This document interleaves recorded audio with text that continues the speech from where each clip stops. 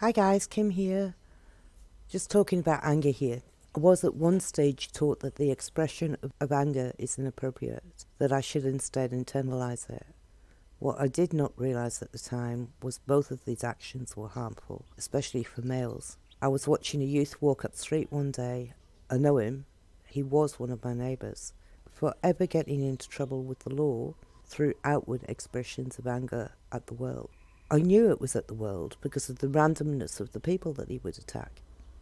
They didn't have to do anything other than simply be walking up the street and experiencing him in one of his moments. I felt a sense of empathy for the youth, knowing full well that our society suppressed the expression of anger. Where else is he allowed to express the energy built up inside of him to the outside world? I know I was working with one individual years ago that had a very serious accident which gave him a major weakness in his shoulder. One hit and he'd likely lose his arm permanently. The problem for this individual was a major part of his world was fighting physically with other people. He learned over a period of time, over a period of about a year, that he could no longer provoke. He learned a technique of dealing with his anger by heading to the water and standing in the surf and expressing it, externalizing it in a safe way. I'm sure that many of you don't have the luxury of living near water, but all of us can find some sort of form or structure to allow us external expression without harming others, be it a punch bag, a kicking ball. As for myself, I have learned that if I'm angry, then generally I'm wrong. So I feel the emotion of the anger rising in me, and it's usually because the outside world is not behaving as I feel it should. Then I go deeper into myself and ask why the outside world should behave upon my command. Generally, my anger stems from an expectation, and generally expectations stem from lack of ability to express what I truly want or need. Anger can also seriously damage your ability to move through the world and get the world to respond to you in a positive way. Anger is not going to flow through doors.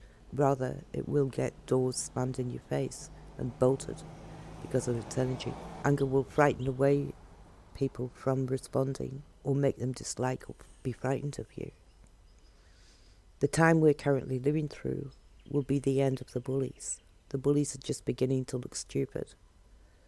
They're not invoking fear in people like they used to. This is an observation of my part. Maybe you guys can let me know in your comments if you've seen this recently. It certainly seems to me that the world's becoming more ethical by the day.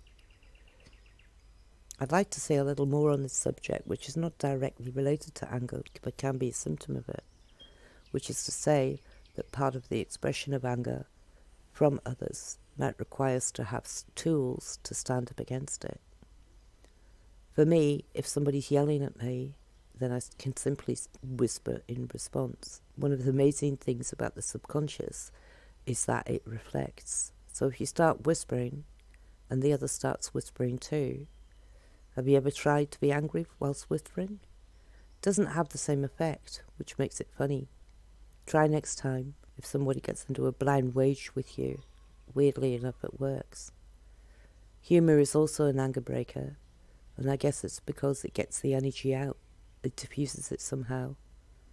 However, I would be careful as to when you use humour.